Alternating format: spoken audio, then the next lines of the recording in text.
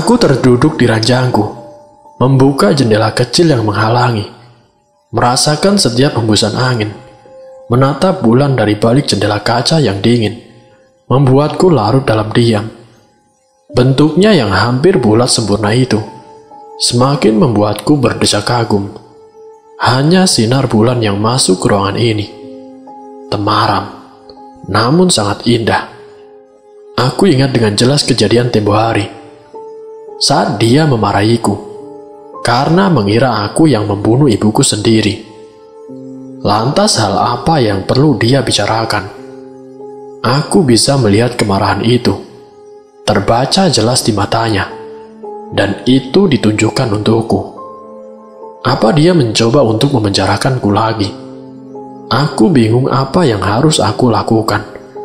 Menemuinya atau tidak sama sekali. Tapi aku kan tidak bersalah. Kenapa aku harus takut dipenjara olehnya? Jika aku tidak datang, maka dia akan semakin yakin bahwa aku yang bersalah. Tapi jika aku memberanikan diri untuk datang, apa yang akan terjadi setelahnya? Tidak, dia hanya ingin berbicara, bukan membunuh atau melakukan hal buruk pada aku. Berdoa saja besok bukan hari terakhirku menghirup udara di dunia ini. Siang ini seperti janji yang dibuat oleh Om Adam dengan sebelah pihak. Aku menunggunya di taman kota terdekat dari kosku. Sudah sekitar 15 menit yang lalu dari janji bertemu, tapi dia belum juga sampai. Dia tidak memberitahukan di mana taman kota yang ia maksud. Hanya taman kota, tidak diberitahukan lokasi yang tepat. Sedangkan ada banyak taman kota di Jakarta. Aku jadi berpikir, apa aku salah memilih taman? Atau dia hanya mempermainkanku? Pikiranku sudah kemana-mana, bahkan semakin liar. Berpikir melewati batas logika. Aku sendiri pun tidak paham dengan cara berpikirku yang mulai aneh. Aku sudah berniat untuk pergi dari tempat itu. Jika saja klakson mobil di belakang sana, yang terasa semakin mendekat, kemudian berhenti tepat di depanku. Aku berdiri mengamati siapa yang akan keluar dari mobil sedan hitam yang tampak mewah itu. Boleh kutebak, dia mungkin saja orang yang membuat janji temu sepihak itu. Dan benar saja, belum sempat aku berpikir jauh untuk mereka. Dia telah keluar dari mobil, melewati pintu bagian depan pengemudi. Dia berjalan mendekat ke arahku. Kita makan dulu bagaimana? Ini sudah masuk jam makan siang. Aku hanya mengangguk. Jujur aku tidak dekat dengan keluargaku sendiri. Aku hanya bertemu Om Adam 2 kali. Itu pun karena dia mempunyai urusan dengan ayah. Dan itu pun dulu sekali. Sepanjang perjalanan, tidak ada satupun dari kami bicara. Seolah hal itu hanya membuang waktu dan tenaga. Aku keluar dari lamunan di salah satu ruang otakku, melihat ke arah depan. Kami berhenti di salah satu restoran yang cukup mewah. Saya mengajak kamu untuk ketemu, bukan tanpa tujuan. Memangnya Om mau ngomong apa sama saya? Tanyaku memberanikan diri. Sebelumnya, saya mau minta maaf atas semua perilaku kasar dan tuduhan saya sama kamu. Saya tahu saya salah. Saya terlalu emosi. Dia menatapku lekat-lekat dengan tangannya yang sudah rapi terlipat di atas meja. Tidak apa-apa kok Om. Dia mengangguk singkat. Kemudian melanjutkan kembali pembicaraannya yang tertunda. Ini tentang orang tua kamu dan juga takdir kejam pemberian kakekmu. Saya pikir kamu harus tahu tentang ini. Kamu pasti ngerasakan banyak hal aneh yang terus menimpa kamu kan? Yang sangat sulit untuk dinalar. Aku mengangguk antusias saat mendengar ucapannya. Benar, pasti ada penjelasan atas semua kejadian itu, yang secara tiba-tiba saja menghampiriku.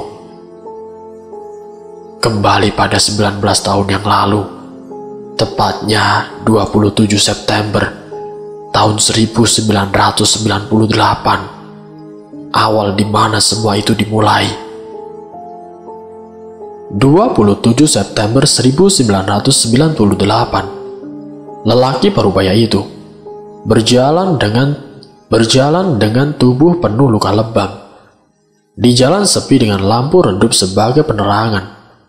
Malam saja sepertinya enggan untuk memberi hangat. Hanya dingin yang menghantar masuk ke dalam tubuh. Dia duduk di emperan toko. Kakinya sudah lemah untuk menopang berat tubuhnya. Pandangannya sudah kabur karena pening di kepalanya yang menyerang tanpa ampun. Jangan tanya dari mana dia mendapatkan semua luka lebam yang semakin berubah warnanya menjadi keunguan. Jika saat sejam yang lalu dia tidak berpikir untuk nekat mencuri di toko perhiasan, dia cukup bersyukur karena tidak dilaporkan pada pihak yang berwajib. Malam sudah semakin larut. Bulan purnama saja turut sedih dengan kondisi mengenaskan. Pria parubaya itu, perutnya sudah berbunyi minta diisi. Tapi sekedar membeli nasi pun sangat susah. Bayangan tentang anak-anaknya yang tersenyum itu membuatnya menarik kedua ujung bibirnya untuk tersenyum, walau diiringi dengan suara rintihan menahan sakit. Dia rela tidak makan dan juga menahan pedih, asalkan anak-anaknya dapat makan dan juga mendapatkan sekolah yang layak. Perutnya seakan sudah kebal, hanya diisi dengan air putih dan nasi basi yang tidak layak untuk disebut makanan. Dia meneguk ludahnya dengan kasar. Kesadarannya sudah semakin hilang. Matanya sembab karena tangis yang sudah membanjiri sedari tadi. Berakhir dengan tubuhnya yang tergulai lemas di lantai dingin penuh debu. Dia membuka matanya setelah berjam-jam tidak sadarkan diri, menahan masuk sinar putih yang menembak langsung retina matanya. Tubuhnya terasa remuk dan sakit, walau tidak sesakit tadi. Dia bangun dari tidurnya, terduduk di ranjang kecil, dalam ruangan asing yang tidak tahu di mana. Memeriksa wajahnya, yang sepertinya diberi sedikit salep, dan beberapa plaster yang menempel. Kemudian disibakannya kain tipis yang digunakan sebagai selimut, menuju pintu kayu yang tampak usang. Namun belum sempat dia membuka pintu. Pintu itu lebih dulu terbuka lebar, menampakkan lelaki tua dengan uban yang memenuhi kepalanya, beserta kulit keriput yang tidak luput menjadi perhatian. "Kamu sudah bangun?" tanyanya basa-basi, kemudian mengarahkan pria di hadapannya untuk duduk di kursi dekat jendela kamar. Kemudian meletakkan segelas air putih di atas meja. Dia sendiri duduk di seberang lelaki yang tampak bingung itu. "Minum dulu," ucapnya seraya menyodorkan air yang dibawanya. "Nama kamu?" "Ratra, Pak. Ratra Sanjana." Pria bernama Ratra itu kemudian meminum air yang telah disodorkan untuknya, meneguknya sampai habis. "Makasih minumannya, Pak." "Ya, sama-sama." Sesaat mereka hanya berbagi senyum, namun kembali membuka pembicaraan. "Bapak sendiri siapa namanya, Pak? Kok saya bisa di sini ya, Pak?" Canggung dan segan, itu yang dirasakan oleh Ratra sekarang. Tangannya hanya diselipkannya di antara pahanya. "Saya Pak Joko. Sebut saja seperti itu. Saya menemukan kamu di emperan toko, dan kamu tidak sadarkan diri, lebam-lebam lagi mukanya. Maaf jika saya telah lancang membawa Nak Ratra ke rumah saya.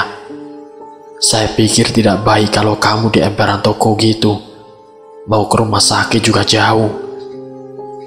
Lelaki tua itu menyunggingkan senyumannya dengan penuh rasa sopan. Saya yang seharusnya meminta maaf, Pak, karena sudah merepotkan Bapak. Sekali lagi, terima kasih ya, Pak. Bapak sudah mau nolongin saya. Sama-sama, Nak Ratra. Kita sebagai manusia harus saling membantu. Jika boleh tahu, kenapa Nak Ratra bisa lebam-lebam gitu mukanya? Ratra menggaruk tengkuknya yang tidak terasa gatal, seraya tersenyum kikuk. Ya begitulah, Pak. Kesulitan ekonomi, alhasil saya berbuat hal yang tidak baik.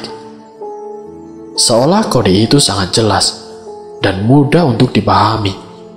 Pak Joko langsung mengangguk, lalu memberikan senyum seorang ayah, beserta tatapan yang sulit diartikan. Saya paham maksud kamu. Mau saya kasih tahu cara biar dapat uang banyak? Kamu bisa biayain anak-anak kamu kuliah. Uang yang tidak bakalan habis sampai 7 turunan. Ratra gelap mata. Hanya satu di pikirannya sekarang. Masa depan anak-anaknya. Tidak peduli bagaimanapun caranya. Jika menyangkut anak-anaknya, akan dia jabankan. Sudah 2 hari Ratra berada di rumah Pak Joko. Dia enggan untuk pulang sebelum menuntaskan apa yang dia pelajari. Malam ini tepat tengah malam, Pak Joko selaku tuan rumah mengajak Ratra untuk pergi ke rumah Gubuk Reot yang letaknya tidak jauh dari rumah Pak Joko. Sedikit menjorok ke dalam hutan, tapi tidak sampai masuk terlalu dalam. Rumah itu sangat kecil, kusam dan hampir rubuh karena termakan usia. Dindingnya dari kayu jati, dengan daun-daun kering yang merumbai sebagai atap, khas rumah pedesaan yang asri. Apakah gubuk itu bisa disebut rumah? Sedangkan saat masuk ke dalam, hanya didapati sebuah ruangan kecil dengan meja kayu dan bangku yang cukup untuk beberapa orang duduki. Ada satu ruangan lagi di pojok ruang dengan pintu kayu berwarna coklat tua yang selaras dengan warna rumah. Pak Joko mengarahkan Ratra ke ruangan itu dengan pelita di tangannya sebagai penerangan. Ruangan itu berdebu, gelap dan dingin, tapi terasa sangat sesak. Seakan berada di ruangan penuh dengan orang-orang yang berhimpitan. Sangat berbeda dengan bagian depan rumah yang terasa lega dan nyaman. Ada sebuah meja bundar dengan alas kain tipis berwarna merah darah. Dupa yang berada di tengah meja menusuk dalam hidung. Tak lupa juga senampan kembang 7 rupa siap disajikan. Di depannya ada sebuah kepala kerbau hitam dengan tanduk panjang dan melingkar. Pak Joko menuntun Ratra untuk duduk bersila di bawah, menunjukkan rasa penuh hormat dan segan. Kedua tangannya disatukan di bawah dagu. Kemudian dia mulai berucap dengan bahasa yang sulit dimengerti oleh orang awam, seperti mengucap mantra. Namun tidak ada yang tahu arti mantra tersebut. Kemudian menuju ke arah Ratra yang duduk tepat di sebelahnya dengan jempol kanannya. Kemudian menunduk dalam-dalam. Kamu silahkan maju selangkah ke depan, ucap Pak Joko sedikit berbisik, seolah mereka tengah menghadap pada raja yang agung, enggan untuk menatap ke arah depan. Ratra mengangguk kecil, kemudian mengumpulkan keberaniannya untuk maju selangkah ke arah depan. Sebenarnya Ratra sendiri tidak tahu apa yang tengah dia lakukan sekarang. Perasaan aneh dan kacau yang terus bermunculan di kepalanya mengatakan ini tidak benar. Tapi ambisi dan tekadnya membuatnya berani berbuat untuk hal yang bahkan dia tidak tahu konsekuensinya. Apa yang ingin dia dapat sekarang adalah sebuah uang ada uang maka semuanya akan baik-baik saja. Itu yang dipikirannya selama ini. Uang bisa membeli segalanya. Ikuti perintah saya. Gunakan keris kecil di meja itu untuk menggores sedikit ujung jari kamu. Kemudian beri 3 tetes darah ke dalam dupa. Ratra melakukan semua yang diperintahkan oleh Pak Joko, tanpa rasa takut yang berarti. Kemudian sebuah mantra yang entah apa diucapkan oleh Pak Joko dengan sangat lantang, memekakan telinga dan memenuhi ruangan.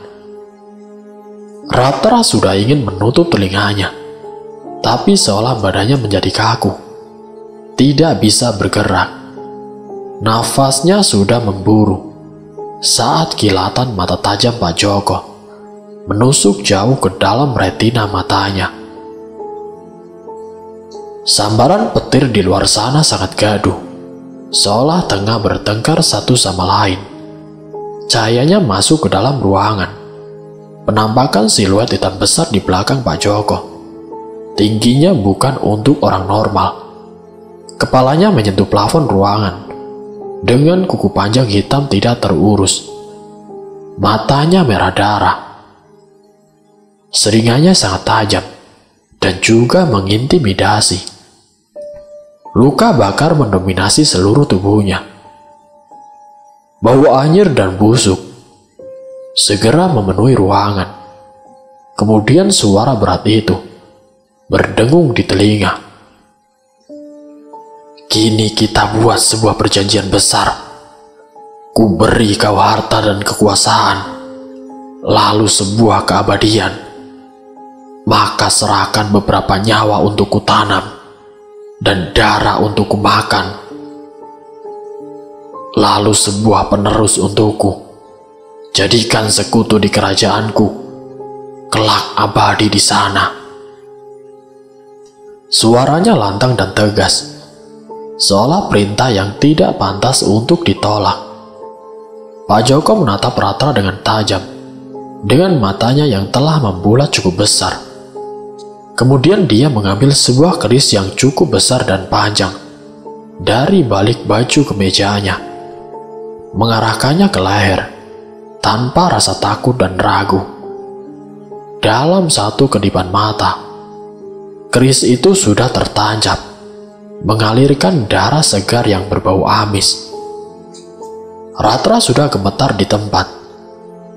Keringat dingin membasahi tubuhnya. Bibirnya menjadi keluh. Kakinya sudah lemah tidak bertulang. Kemudian Pak Joko ditarik oleh makhluk besar di belakangnya, masuk ke dalam gelap. Tubuhnya lalu menghilang tanpa sisa. Ini pengabdiannya padaku. Kutanyakan padamu, apakah kesepakatan yang kuberikan kau terima? Tiba-tiba suara itu meredam. Suara rintian dari Pak Joko yang meninggalkan bercak darah di lantai kotor penuh debu. Ratra hanya bisa mengangguk, tanpa tahu harus berkata apa. Kejadian barusan terlalu membuatnya sangat shock, terkejut dengan apa yang ada di hadapannya sekarang. Makhluk itu dan bunuh diri itu. Apa sebenarnya ini semua? Makhluk itu mendekat ke arah Ratra, yang sudah terpaku oleh bumi, mengusap kasar wajahnya dengan tangan yang penuh luka bakar dan berbau sangat busuk. Bahkan Ratra bisa melihat dengan jelas nanah yang keluar di setiap ruang tubuhnya. Mantra yang sampai sekarang Ratra tidak mengerti apa, berbunyi nyaring mendengung di gendang telinganya, berputar terus di kepalanya. Lalu dalam sedikit, semuanya berubah hening, seolah berada dalam ruangan kedap, suara seorang diri. Retina mata Ratra membesar dengan warna merah darah yang membuat tatapannya juga ikut berubah, bahkan raut wajahnya. Seolah itu bukan lagi sosok Ratra, melainkan jiwa lain yang masuk tanpa diundang. Stop! Suaraku cukup nyaring, diiringi dengan tangan kananku yang terangkat di udara, tepat di depan wajah Om Adam. Dan tangan kiriku memegang erat dadaku, yang terasa berat dan sesak. Bukannya tanpa maksud aku melakukan itu, tapi ceritanya barusan membuatku semakin berpikir jauh. Seluruh bulu kuduku merangkak naik, darah yang berdesir di urat tubuhku, bahkan bisa kurasakan. Dadaku naik turun, dan jantungku berdetak lebih cepat. Aku takut dengan apa yang akan dia ucapkan. Bahkan tanpa aba-aba, aku tahu bahwa aku sudah masuk ke lingkungan setan yang dalam. Perkataan makhluk itu tiba-tiba mengitari setiap ruangan di kepalaku, berputar di otakku, seperti jarum jam yang rusak. Pikiran yang kutanam sedari kecil di kepalamu itu, kupupuk dengan racun di setiap hembusan nafasku yang meradang di kulit lehermu, menyatu dengan daging dan darah. Ini takdirmu. Wajahku memucat, bibirku keluh bergetar. Refleksku usap leherku, yang terasa dingin khas hembusan nafas kasar makhluk itu.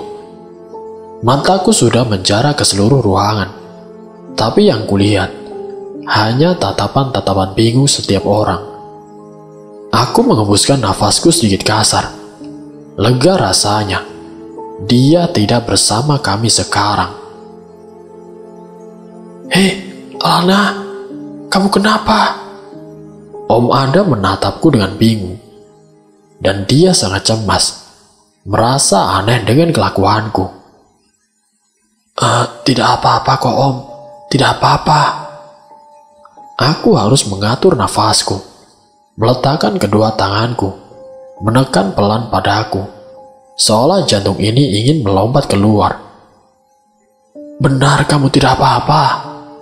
Aku mengangguk yakin, seyakin-yakinnya.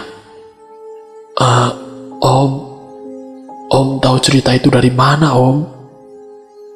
Dan yang Om ceritain barusan, masa lalu kakek kan? Aku memainkan kuku jariku sendiri.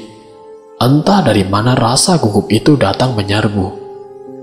Om Adam menunjukkan senyum lebarnya, yang baru pertama kali kulihat hari ini. Sedari tadi wajahnya serius. Terlihat ada rasa benci yang tersirat jelas di kilatan matanya saat tadi bercerita, seolah terpaksa membuka bangkai yang ingin dia tutupi mati-matian. Ya, itu kakek kamu. Om merasa kamu harus tahu terlebih dahulu masa lalu itu, agar paham dengan apa yang terjadi setelahnya. Dia merapikan sebentar ujung bajunya yang kusut, lalu kembali berbicara dengan tatapan intens miliknya. Om dulu terlalu kecil untuk paham hal itu. Ayah dan nenek kamu sudah menentang hal itu. Sejak pertama kali tahu kakekmu bersekutu dengan setan, Om baru sadar saat ibu Om, nenekmu, meninggal bukan karena sakit keras, tapi tumbal yang dilakukan suaminya sendiri. Setelah itu ayah kamu pergi, menjauh dari keluarganya sendiri, terutama ayahnya. Om juga baru dapat kabar dari dia. Setelah setahun dia tidak kasih kabar sama sekali. Tahu-tahu dia sudah berkeluarga. Lalu tiba-tiba ayah kamu meninggal, dibunuh oleh rekan bisnisnya. Bukan, saingan bisnis keluarga Sanjana, pewaris keluarga Kerta, yang sekarang sudah gulung tikar. Aku mencerna semua perkataan Om Adam dalam diam. Semua kematian di keluargaku saling terkait, seolah bukan lagi takdir yang bermain, tapi ulah tangan manusia dalam keluarga Sanjana yang mengendalikan takdir itu sendiri. Ini benar-benar lingkaran setan yang membutakan, dan aku termasuk di dalamnya. Om Adam tahu cerita itu dari...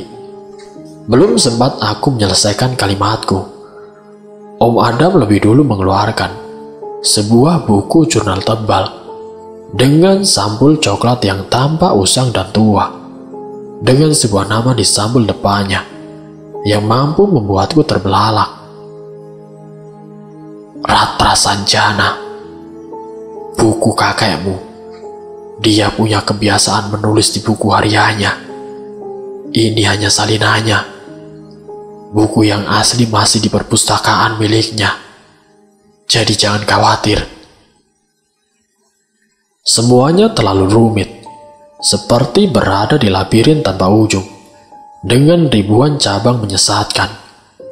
Dan aku harus memecahkan semua teka-teki itu sendiri. Aku menatap buku harian yang lebih mirip jurnal tebal bersampul coklat di atas meja belajarku, dengan nama sang pemilik yang terpampang jelas di depannya. Cerita kelam kakekku beberapa jam yang lalu yang terkuak dari mulut anaknya sendiri membuatku masih terkejut. Bahkan tidak habis pikir dengan hal itu.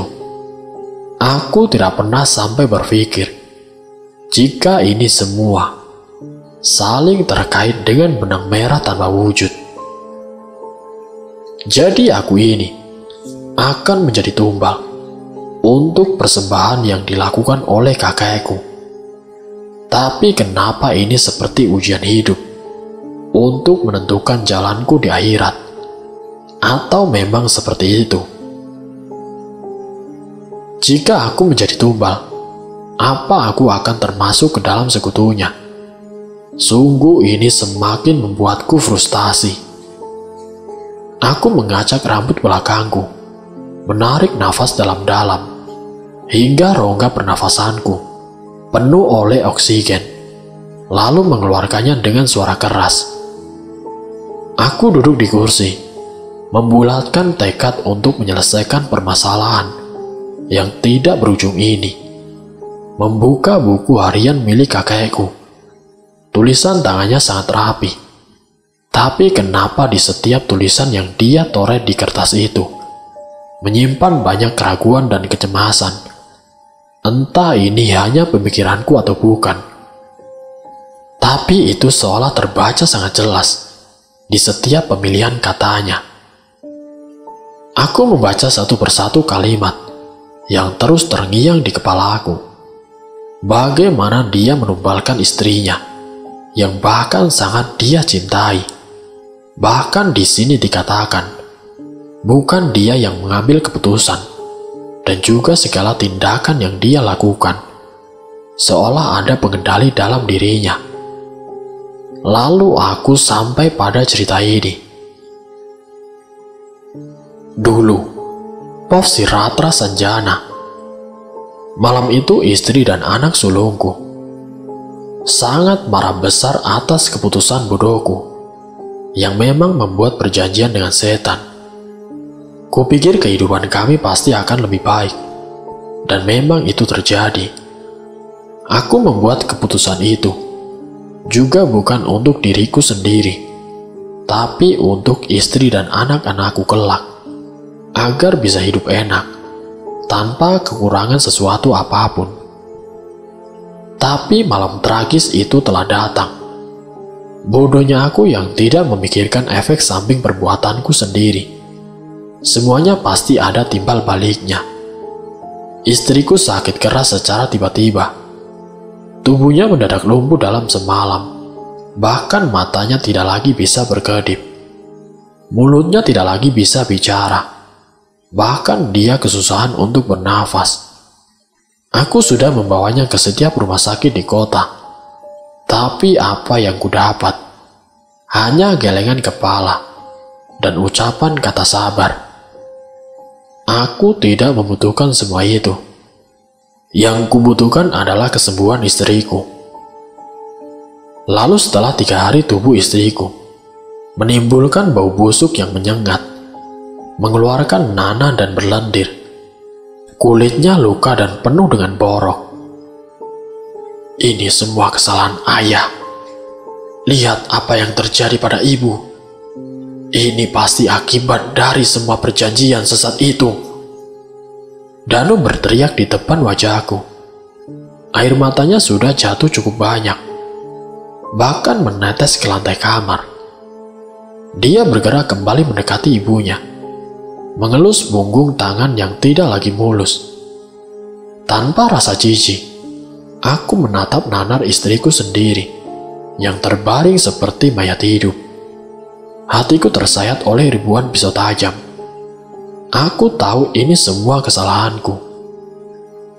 Tapi, aku juga bingung apa yang harus aku lakukan. Ayah tahu ini kesalahan ayah. Maafkan aku, Rin. Aku ingin menghampiri istriku, tapi tubuhku lebih dulu dihalangi oleh Danu dengan lengan kekarnya. Mau ngapain? Mau nyakitin ibu lagi? Ayah, keluar sekarang. Keluar! Ini memang perlakuan yang pantas untukku. Danu sudah kembali duduk di samping ibunya saat aku sampai di ambang pintu. Dan Adam yang hanya bisa menangis tanpa sepatah kata pun. Dan malam itu juga, aku kehilangan belahan jiwaku. Melihat istriku sendiri mengembuskan nafas terakhirnya dari ambang pintu kamar. Danu pergi dari rumah seminggu setelah ibunya meninggal, dan Adam yang masih kecil menolak untuk ikut dengan Danu. Aku tidak tahu alasannya, tapi jawaban mengejutkan kudapat dari Adam. Ayah sendiri yang bilang aku tidak boleh ikut Bang Danu, atau Bang Danu akan mati. Aku tersentak dengan ucapannya. Jantungku tiba-tiba memberikan sensasi terkejut dan berdetak 2 kali lebih kencang. Aku tahu ini bukan perbuatan dan ucapanku, dan kematian istriku bukan juga ulahku, tapi makhluk di ruangan ujung lorong yang mengambil keputusan, memanipulasi semua perilaku dan juga ucapanku. Ada apa, Ratra? Kau menyesal dengan keputusan yang kau buat tempo hari? Iya, aku sangat menyesal. Aku mau membatalkan semua perjanjian itu. Tentu kau tidak bisa. Ini semua adalah konsekuensi yang harus kau tanggung. Dan membatalkan perjanjian adalah keputusan yang jauh lebih salah. Kau memperkeruh keadaan, Ratra Sanjana. Dia mendekatiku dengan tangan kurusnya yang tampak rapuh seperti ranting, namun sekuat baja berlapis beton. Meletakkannya di atas kepalaku. Bukannya tidak mau melawan, tapi dia mematikan semua fungsi tubuhku, membuatku kaku bagai batu. Dia mengucapkan mantra aneh yang tidak pernah kudengar sebelumnya, bahkan bukan termasuk mantra yang kupelajari. Kemudian mulutnya berhenti bergerak, berpindah ke tangannya, yang kemudian mengusap seluruh wajahku, mengembuskan angin dingin di leherku. Dan sejak saat itu, ambisiku akan harta dan juga kekuasaan menguasai seluruh otakku. Semua ucapannya aku setujui tanpa terkecuali. 13 Mei 2014, aku mendapat kabar bahwa Danu meninggal dunia. Mayatnya ditemukan di pabrik terbengkalai dalam kondisi yang mengenaskan. Seketika hatiku hancur bagaikan terembas batu. Aku menyuruh Tony, orang kepercayaanku, untuk menyelidiki hal itu. Bahkan tanpa perlu diselidiki, aku sebenarnya sudah tahu Siapa yang membunuh pewaris keluarga Sanjana? Tanganku sudah mengepal, menahan amarah yang ingin berontak keluar. Asap yang keluar dari kedua telingaku semakin memanas. Emosiku memuncak, meminta dimudahkan. Bukankah sudah jelas, mengganggu keluarga Sanjana adalah dosa besar yang tidak bisa dimaafkan. Danu memang tidak pernah mau pulang, apalagi bertemu denganku. Tapi aku selalu menyuruh bawahanku untuk mengawasinya. Dia punya pasion untuk menjadi pewaris sejati. Tapi setan itu tidak setuju dengan keputusanku, karena si Danu yang sudah menolak dengan keras dari awal.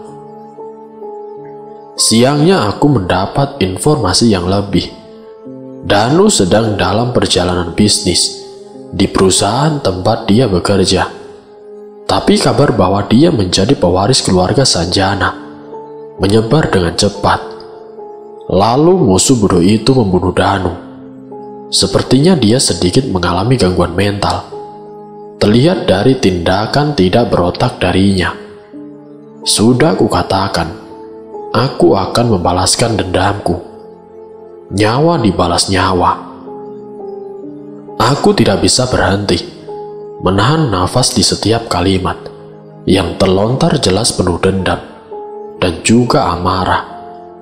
Jayakarta, ayah dari temanku, dia yang membunuh ayahku. Lalu dia ditemukan mati gantung diri di rumahnya sendiri. Kemudian ayah Amira, Jayakarta, ditemukan mati bunuh diri dengan melompat dari atap rumahnya. Aku menutup mataku rapat-rapat, mencerna ulang setiap kata yang ditulis kakekku. Dia melakukan pembalasan dendam yang bertahap dan juga hati-hati, tentu dengan bantuan makhluk bejat mengerikan itu. Bahkan membayangkannya saja, aku tidak sanggup. Tapi satu hal yang membuatku bertanya-tanya, makhluk itu yang membunuh ayah Amira, tapi kenapa harus menggunakan wajahku sebagai topeng wajah bejatnya? Sampai sekarang aku masih tidak terima dan belum menemukan titik terang dari permasalahan itu. Tapi sebuah kata takdir dan pewaris keluarga Sanjana kemudian terngiang di kepalaku. Seolah itu adalah akar dari persoalan ini. Aku berjalan ke arah dapur yang berada di ujung ruang.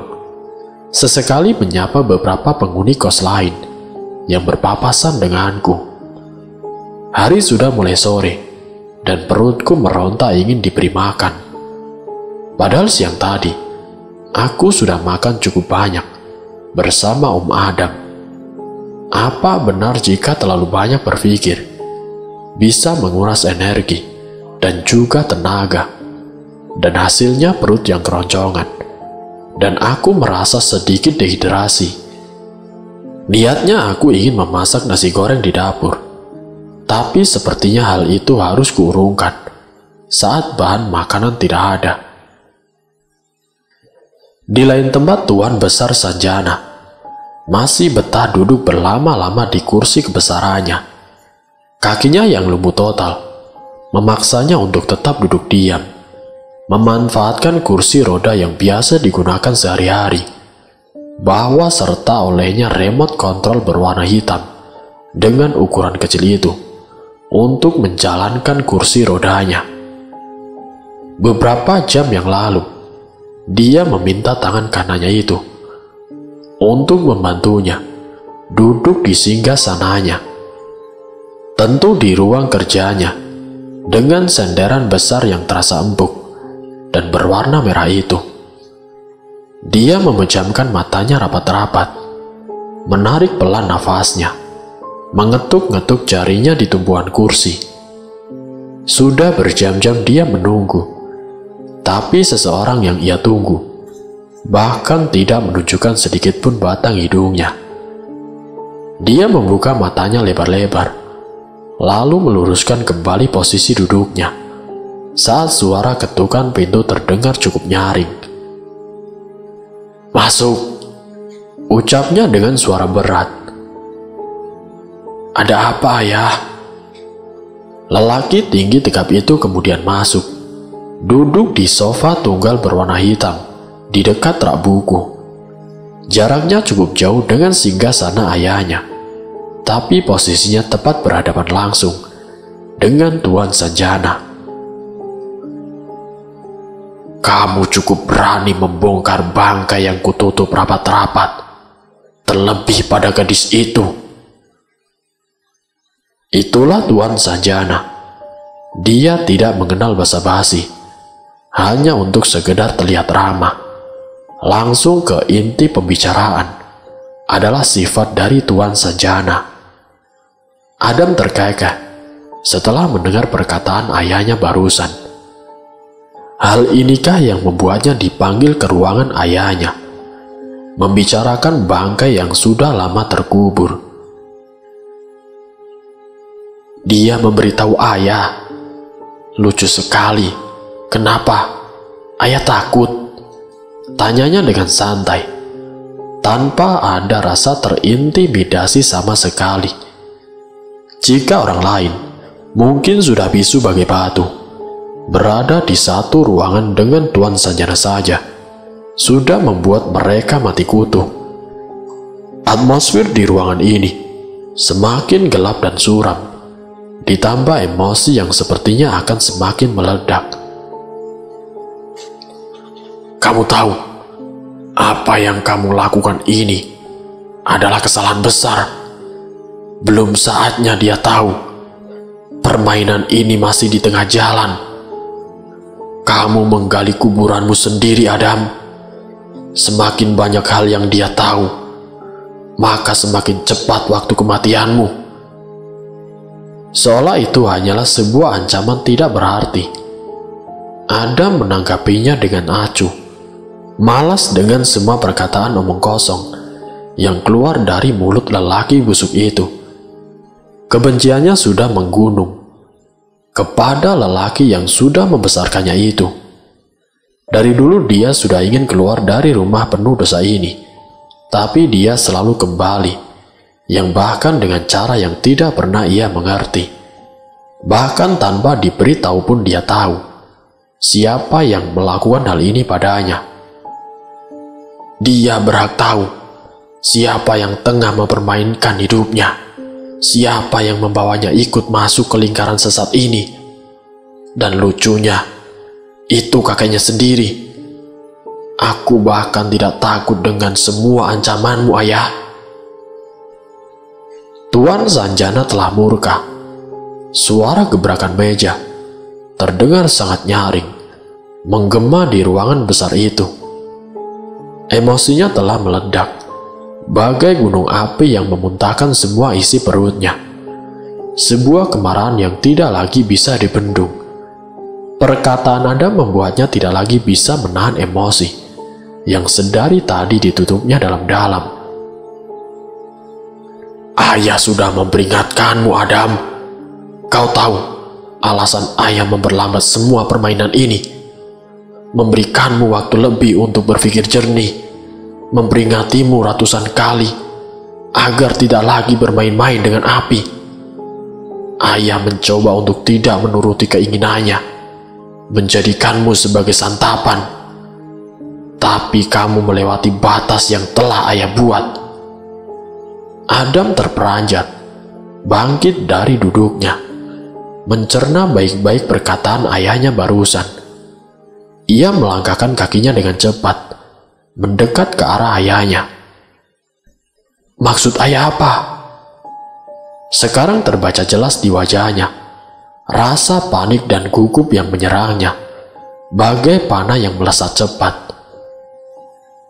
"Ayah sudah peringatkan kamu malam itu. Jangan temui gadis itu, terlebih menceritakan hal ini. Sekarang dia murka, Adam. Rencana yang dia susun rusak. Dia ingin membawa gadis itu baik-baik. Jika gadis itu melarikan diri, maka semuanya selesai. Tidak ada lagi cara baik-baik. Adam berlari, melangkahkan kakinya selebar mungkin, menuju garasi, menjalankan mobilnya dengan kecepatan di atas normal. Nafasnya menggebu. Dia tidak tahu apa yang dia lakukan adalah kesalahan paling fatal dalam hidupnya.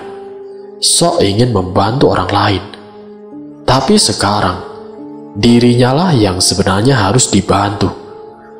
Mengikuti alur diam dan pura-pura tidak tahu adalah hal yang seharusnya dia lakukan, bukan malah menenteng dan menyerahkan dirinya tanpa dia sadari. Adam semakin melajukan kendaraannya. Yang harus dia lakukan sekarang adalah mengambil salinan buku itu. Adam tahu, bahkan sangat tahu, dia egois, mementingkan dirinya sendiri. Tapi itu adalah cara satu-satunya untuk keluar dari lingkaran setan yang tidak pernah dia inginkan.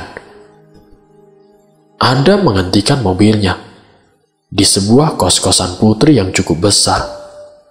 Bangunan itu berwarna putih polos dengan taman kecil di kedua sisinya.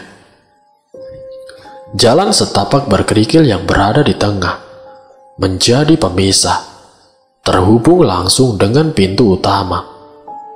Adam berlari kencang, tanpa peduli dengan semua halangan atau tatapan bingung semua penghuni kos.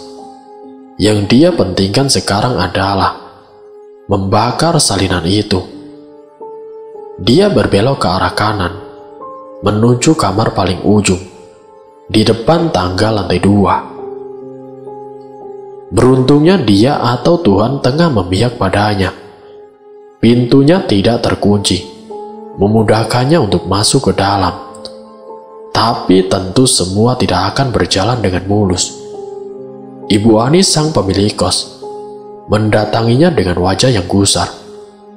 Tentu saja, siapa yang tidak akan marah jika orang asing tiba-tiba masuk ke rumahnya tanpa tahu permisi dan juga sopan santun. Saat melihat Adam yang datang dengan amarah dan sifat kasarnya, membuat semua penghuni kos tidak nyaman dan takut. Beberapa orang langsung memberitahu Bu Ani, yang kebetulan rumahnya tepat di depan kos. "Maaf Mas, ada perlu apa? Tolong tunjukkan sedikit rasa hormat dan juga etika Anda saat Anda sedang bertamu." Bu Ani berdiri tepat di depan pintu kamar kayu berwarna coklat dengan plat gantungan yang bertuliskan Alana. Tangannya dia lipat di depan dada dengan wajah kesal dan menahan amarah. "Saya ada perlu dengan keponakan saya." Adam tidak kalah gusar. Wajahnya sudah memerah. Nafasnya masih berusaha dia atur. Perasaannya semakin tidak menentu.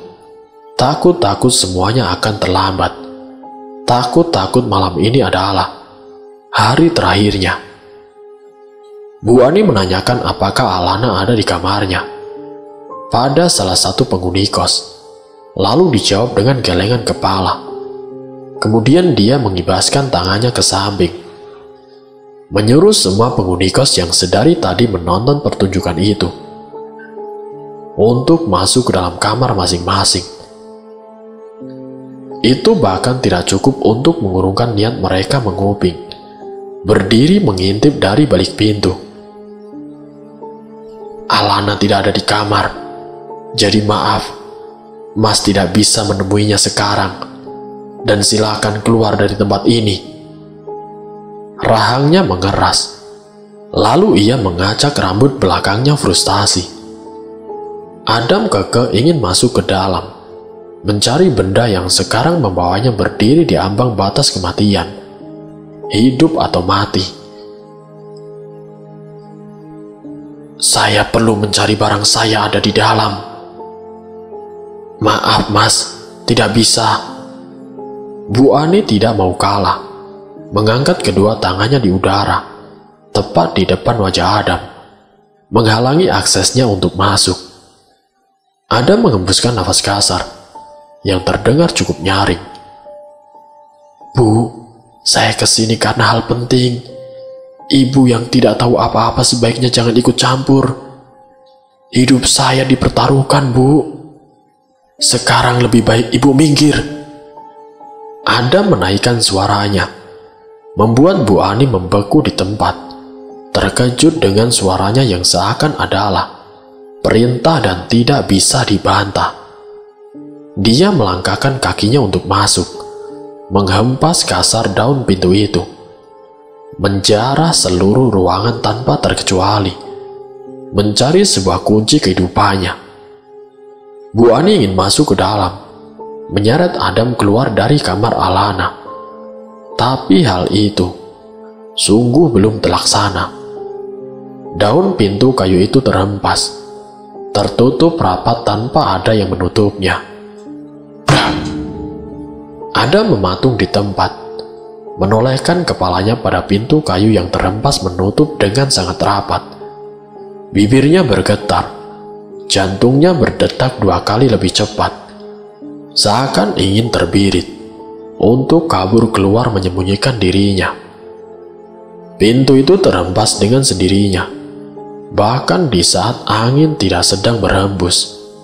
Sunyi dia mengintimidasi, kelam dan jahat yang Anda merasakan sekarang. Auranya sangat gelap, kelam, dan penuh amarah menyelimuti ruangan kecil ini. Dingin, terlalu dingin untuk ruangan yang tertutup dengan rapat, meminimkan akses angin malam untuk masuk. Bulu kuduknya berdiri, kakinya seakan dipaku bumi. Tubuhnya basah oleh keringat dingin yang keluar dari pori-pori tubuhnya. Matanya fokus pada sudut ruang yang tampak menyeramkan.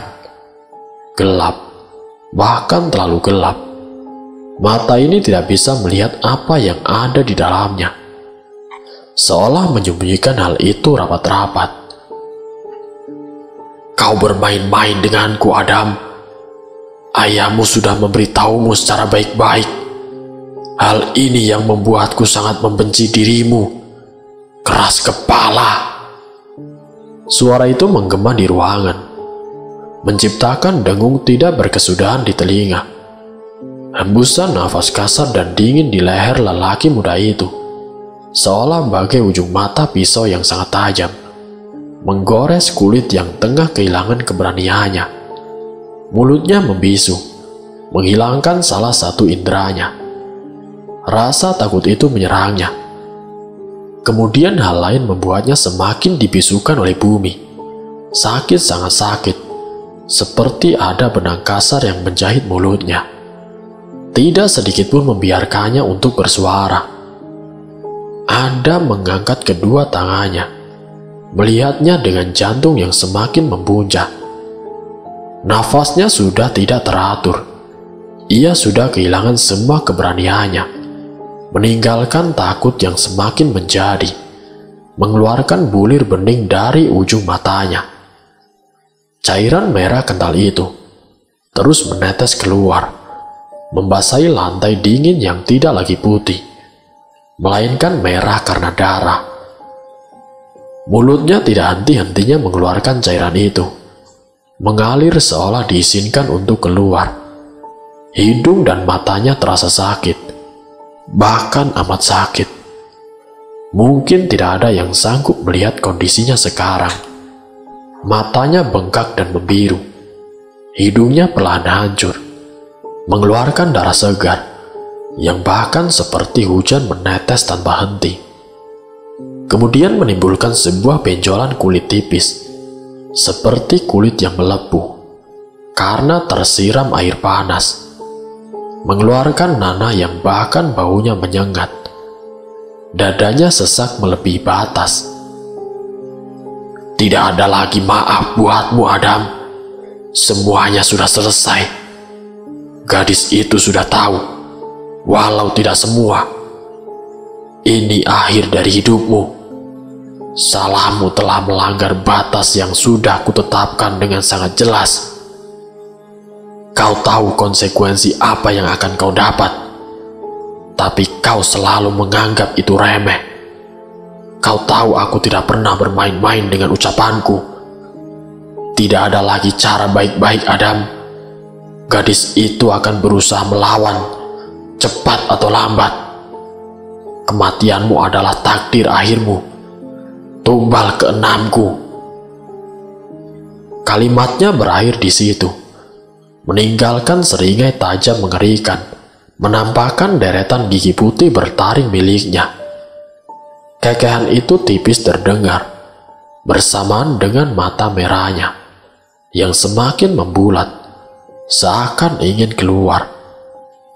Bibirnya kembali berucap, kali ini dengan kalimat asing, yang seperti tidak memiliki arti. Kepalanya terasa pening, kakinya tidak lagi memiliki kekuatan untuk menopang tubuhnya sendiri. Badannya seakan remuk tidak tersisa. Suara tulang bahkan sanggup dia dengar. Tubuhnya tidak lagi memiliki kemampuan untuk sekedar merintih atas rasa sakit yang dideritanya. Semuanya benar-benar akan berakhir, pikir Adam. Lalu matanya menghadirkan gelap, membawa serta tubuhnya yang tidak lagi memiliki raga, terkapar di lantai dingin, dengan darah yang masih setia mengalir. Keadaannya masih sama, dengan mulut terjahit, dan wajah yang mengeluarkan darah. Kaki, tangan, dan juga lehernya telah patah, berputar 90 derajat. Kini makhluk itu menghilang, membawa serta buku salinan terkutuk yang dia dekap di tubuh gelapnya, meninggalkan kematian yang sangat mengenaskan. Saat itu aku yang sedang di luar mendapat telepon dari Bu Ani. Suaranya terengah-engah, nafasnya memburu. Suara keributan di sekitarnya pun turut membuatku semakin bingung. Apa yang tengah terjadi di sana? Atau dia yang sedang berada di mana? Halo Bu, kenapa Bu? Nafasnya ditarik dulu, tenang dulu Bu. Aku berusaha menenangkannya dari ujung telepon, tapi sepertinya itu hanya sia-sia.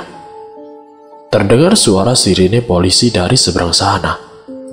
Dia mengatakan sesuatu, tapi sungguh tidak jelas. Aku tidak bisa mendengarnya, teredam oleh suara di belakangnya yang riuh. Pelan-pelan Bu, aku tidak mendengar. Om kamu nak, om kamu meninggal. Jantungku mau copot. Kepalaku menjadi pusing.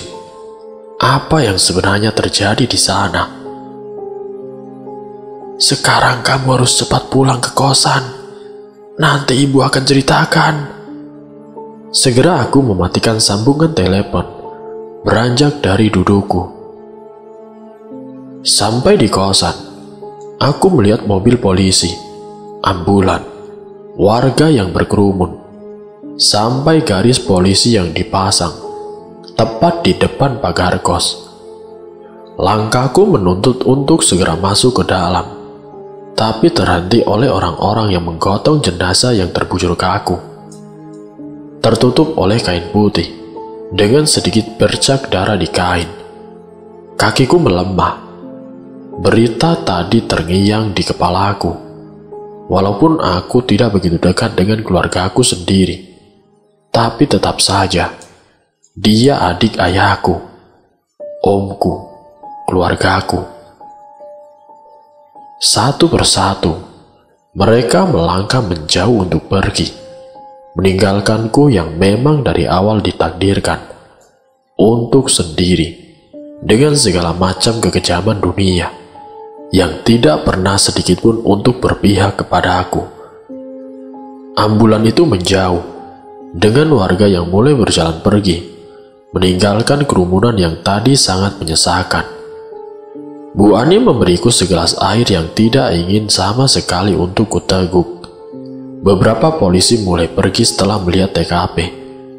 Hanya tersisa beberapa yang mulai menanyai para penghuni kos, termasuk Bu Ani dan aku.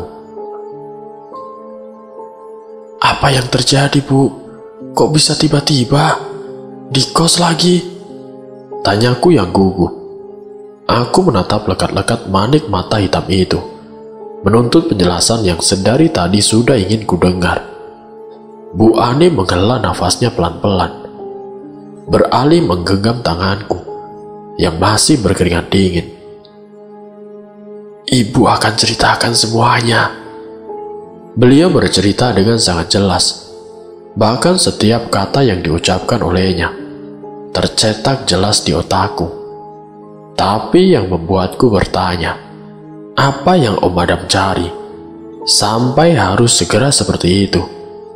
Dan lagi, apa yang terjadi di dalam kamarku sampai membuat nyawa seseorang meninggal dengan kondisi yang mengenaskan? Aku mendengar tadi Bu Ani bilang dia sendiri di dalam sana. Lantas bagaimana hal itu terjadi jika dia seorang diri? Iya Lana, ibu sempat mendengar suara orang lagi ngomong di dalam kamar, tapi suaranya tidak jelas. Yang satu suara om kamu, yang satu lagi ibu tidak tahu siapa. Suaranya berat, besar, tapi anehnya ibu tidak bisa paham mereka ngomong apa. Suaranya samar, tapi kok bisa ada orang lain di dalam? Apa dia masuk lewat jendela? Bagaimana aku bisa tahu jika yang berada di tempat kejadian saja tidak tahu apa-apa? Kepalaku berputar, bekerja 2 kali lebih keras, seolah semuanya sudah tersortir dengan rapi. Ciri-ciri yang diberikan Bu Ani terbaca di otakku, seperti cara kerja komputer. Hanya ada satu dalang di balik semua ini, yang mati-matian ingin membuatku menjadi tumbal persembahannya. Bu, Lana ke kamar dulu ya. Kamar kamu sedang dikasih garis polisi. Kamu bisa tidur di kamar Tari. Tadi ibu sudah ngomong sama dia. Oh, iya Bu. Makasih ya. Lana permisi. Aku melangkah dengan tergesa ke arah kamarku. Aku bisa melihat garis polisi yang melintang di pintu. Juga noda darah yang masih segar dibiarkan begitu saja di lantai. Kamarku yang berantakan. Lemari buku yang semula tegak kini tergeletak lemas di atas lantai. Aku mencari lagi buku salinan diari milik kakekku, berharap itu bisa menjadi petunjuk.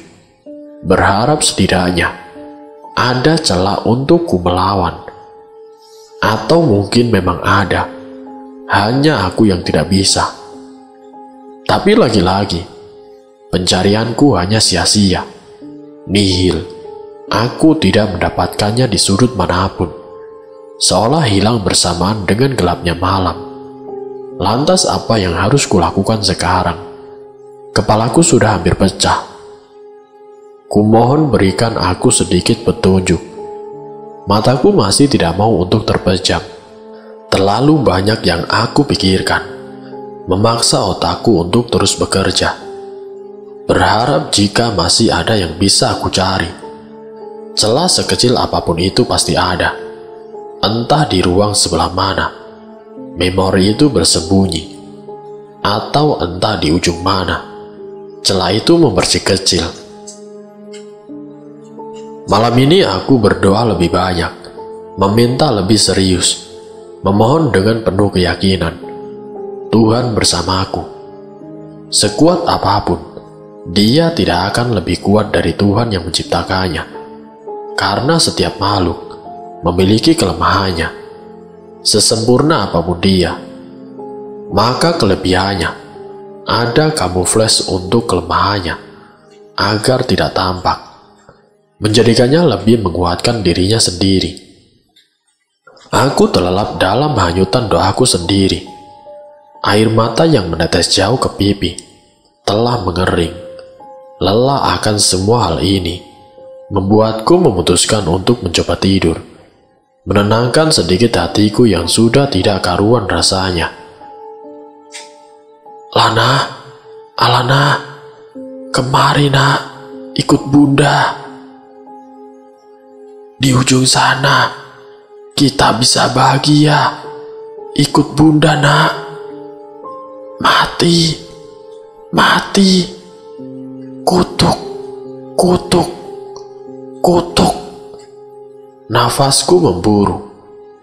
Detak jantungku berdetak 2 kali lebih cepat dari biasanya. Rasanya sangat sesak. Dadaku seakan pecah, menghambur tepat di depan mataku. Rasanya baru 2 menit aku memejamkan mataku, tapi jam dinding yang berdentum mengatakan yang sebaliknya. Sudah 3 jam aku tertidur, dan sekarang tepat pukul 3 pagi. Tadi apakah hanya mimpi, atau hal yang lebih mengerikan dari itu? Seseorang dari ujung sana terus memanggil namaku dengan suara samar yang nyaris tidak terdengar, tapi suaranya semakin mendekat, dekat dan menekankan gendang telingaku. Aku membasuh peluh yang terus mengucur dari dahi, seolah telah lari maraton dengan jarak yang paling jauh. Aku mengambil gelas kaca dengan air putih di dalamnya, meneguknya hingga tetes terakhir. Haus itu yang aku rasakan sekarang. Sangat haus sampai aku tidak sadar. Air di dalam teko telah habis tidak tersisa. Tapi rasa haus itu terus datang tanpa henti. Mulutku terasa kering. Tuhan, apa yang terjadi padaku? Aku terlalu haus hingga terasa ini sangat tidak wajar. Aku tahu itu kalimat terakhir dari mimpiku yang terus terngiang di kepalaku, mengakibatkan pusing yang teramat sangat. Kepalaku terasa berat. Telingaku penuh dengan suara bisikan yang melengking yang panjang. Teriakan itu tepat menembak masuk ke dalam, membuat dengungan yang tidak berkesudahan. Sakit, sangat sakit sekali. Darah segar mulai menetes, terus menetes ke lantai dingin kamarku. Aku telah terduduk di lantai saat menyadari asal darah itu. Telingaku terasa panas, mataku terasa sakit. Yang kulihat hanya merah yang mengabur. Darah itu terus menetes dari mata, hidung, telinga, bahkan mulutku. Tenggorokanku terasa panas, nafasku terasa sesak. Terlalu banyak darah yang keluar. Jantungku seakan mau pecah. Aku sulit untuk mengambil nafas. Ini membuatku akan mati malam ini juga. Kini tenggorokanku terasa tercekik oleh darahku sendiri. Apakah ini akhir dari semuanya? Hatiku terus berucap, tidak tenang dari tadi. Tolong ambil saja aku, tanpa harus memberiku rasa tercekik. Ini sungguh menyakitkan. Tanganku terus menggaruk leherku tanpa sadar, seolah mencari cara agar aku bisa bernafas. Agar aku tidak terus menggaruk leherku tanpa sadar, agar aku tidak tercekik seperti ini. Tanganku terus menggaruk, hingga kuku-kuku itu menancap dalam dagingku, menembus kulit yang mulai terkoyak, menambah rasa sakit yang lebih parah lagi. Otakku memerintahkan untuk berhenti, tapi tangan ini tidak pernah berhenti, walau sedikit pun. Seolah tidak ingin tahu apa yang dikatakan oleh otakku, tanganku terus menggaruk semakin dalam, hingga yang tersisa hanya daging yang memerah. Aku tahu ini adalah akhir masa hidupku. Tuan Besar Sanjana duduk di singgasananya, menatap lekat album kecil yang kembali menyayat duka. Sebenarnya apa yang dia inginkan? Apa yang ingin ia gapai? Kekuasaan, bergelimang harta, atau keluarga kecil bahagia. Awalnya semua karena keluarganya. Alasannya adalah keluarga. Ia ingin keluarganya hidup layak, tanpa kekurangan sedikit pun, tanpa harus bersusah payah mengeluarkan keringat untuk mengunyah sebutir dua butir nasi. Itu yang dulu selalu dia dambakan. Ia sudah muak dengan tatapan merendahkan dari setiap pasang mata yang menatapnya di jalanan. Ia tidak pernah mau hidupnya hancur dan hampa seperti sekarang, kehilangan satu persatu keluarganya, dibenci oleh orang-orang yang ia sayangi.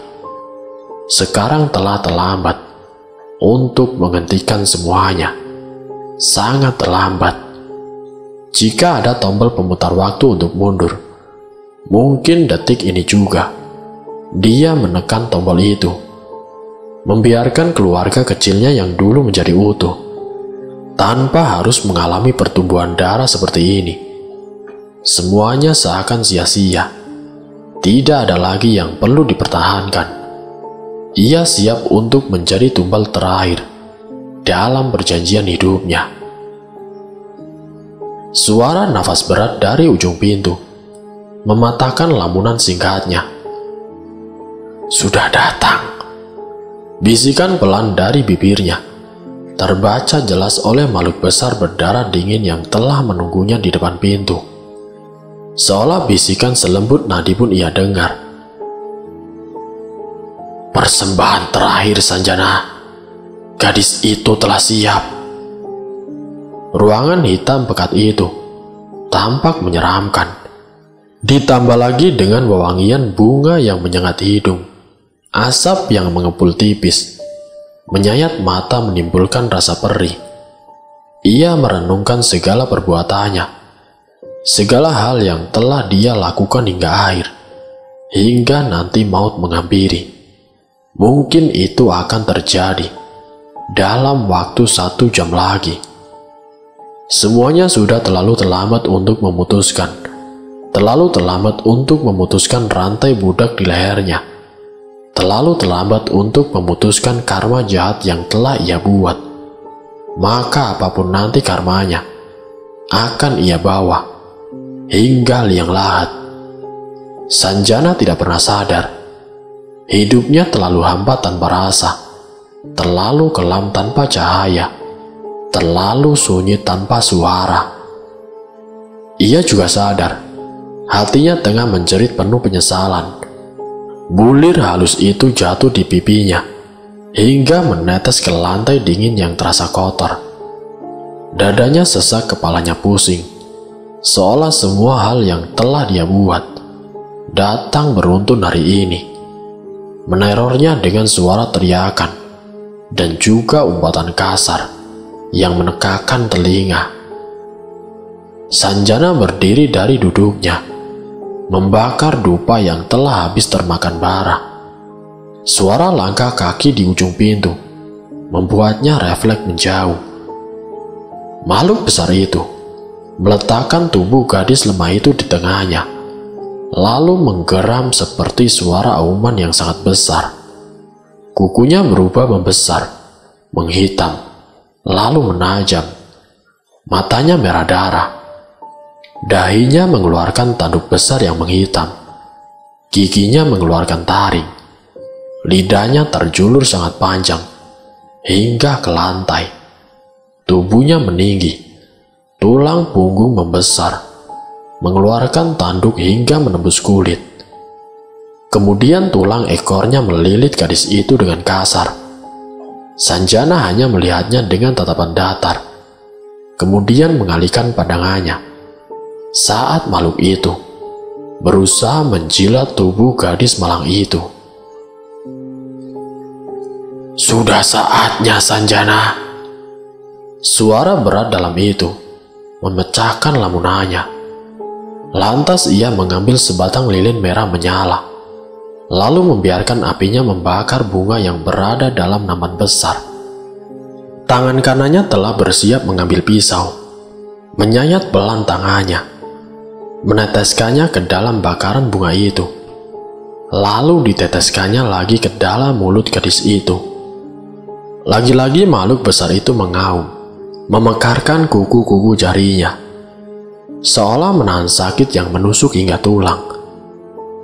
Sanjana telah siap dengan mantranya, tapi suara teriakan tiba-tiba dari Alana. Sungguh mengejutkan. Ia terbangun dengan dada sesak, nafas berat dan terisak. "Kumohon, lepaskan aku. Apa yang kalian lakukan? Kakek bersekutu dengan setan. Kakek tahu, itu salah, kek. Lepaskan Lana. Kumohon, Lana tidak mau terjerumus ke dalam lubang ini." Air mata gadis itu sudah mengucur dengan deras, ditambah tatapan memohon yang menyayat hatinya. Ingin rasanya Lana pergi dari tempat itu, tapi ia tertahan oleh rantai sialan ini yang mengikat tubuhnya. Sanjana yang mendengar itu hanya terdiam. "Kakek, Lana mohon." "Diam kamu!" Gertakan itu membuat Lana terkejut bukan main, seolah ia tahu ia harus berhenti untuk terisak. "Kamu tidak tahu apa-apa. Kamu tidak pernah merasakan apa yang saya rasakan. Saya capek miskin. Saya capek dihina. Cuma mereka yang bisa membuat saya dengan cepat menjadi kaya, tanpa harus susah-susah usaha. Dan asal kamu tahu, saya tidak pernah menyesali ini. Walau saya harus kehilangan keluarga saya sekalipun. Istri saya mati, anak-anak saya mati, karena mereka itu goblok. Mereka tidak mau menuruti apa yang saya bilang. Karena apa? Karena mereka sok suci.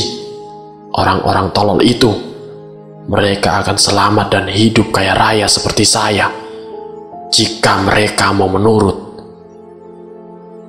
Bohong. Sanjana berbohong. Jauh dalam hatinya, dia sangat menyesal atas apa yang dia perbuat, atas karma yang telah dia terima semasa hidupnya. Sanjana ingin menangis sekarang rasanya, terduduk sendiri di ruangan ini, mengulang kembali di mana semua ini belum ada. Hanya ada keluarga kecil bahagia tanpa duka. Aku tidak yakin kakek tidak menyesal. Mata tidak akan pernah berbohong, kakek. Lana tahu kakek tidak mau seperti ini, kan? Tapi setan-setan itu, setan-setan sialan itu. Diam kamu! Kali ini makhluk itu telah murka. Emosinya telah sampai batas. Tidak ada lagi maaf atas apa yang Alana ucapkan. Tangan besar dan dinginnya memegang erat leher Lana, menancapkan kuku-kukunya, hingga menusuk ke dalam daging, mengangkatnya ke atas. "Mulutmu itu telah kurang ajar. Kau tidak pantas berkata seperti itu. Dasar manusia rendah." Alana telah sekarat. Dalam genggamannya, kakinya menendang-nendang, berharap makhluk ini memberikan sedikit ruang untuknya bisa bernafas. Darahnya telah mengucur hingga lantai. Nafasnya telah habis. Lalu makhluk itu mengempaskan dirinya ke lantai dengan keras, membuat suara tulang-tulang itu remuk tidak tersisa. "Kita lakukan sekarang. Biar aku yang membacakannya." Suara itu terdengar jelas, mengintimidasi dan tegas. Makhluk itu sudah hilang kesabaran. Sesaat setelah mantra itu selesai dibaca, Alana kejang-kejang. Matanya membelalak, pupilnya menghitam, lalu mengeluarkan darah. Tangan dan kakinya mengeras, mengeluarkan urat-urat yang tidak tahan untuk keluar. Teriakan itu memenuhi ruangan, menghadirkan makhluk-makhluk besar yang semakin banyak berdatangan ke ruangan itu. semakin banyak hingga penuh sesak. Sanjana ditarik paksa keluar dari ruangan itu dengan teriakan yang tidak kalah keras. Suara yang terdengar menyakitkan. Leher, tangan, dan juga kakinya dibelenggu oleh rantai tajam yang menusuk hingga daging, menyisakan darah yang menetes di lantai ruangan. "Alana, tuanku." Alana berdiri tegap di atas lingkaran yang masih sama dari tadi, merentangkan tangannya, seraya mengucap mantra dengan samar. Lalu tersenyum lebar hingga melebihi telinganya. Kemudian tertawa nyaring yang membuat semua makhluk itu tertunduk, sujud di hadapannya. Semoga dari kisah ini kita dapat mengambil hikmah dan juga pelajarannya. Wassalamualaikum warahmatullahi wabarakatuh.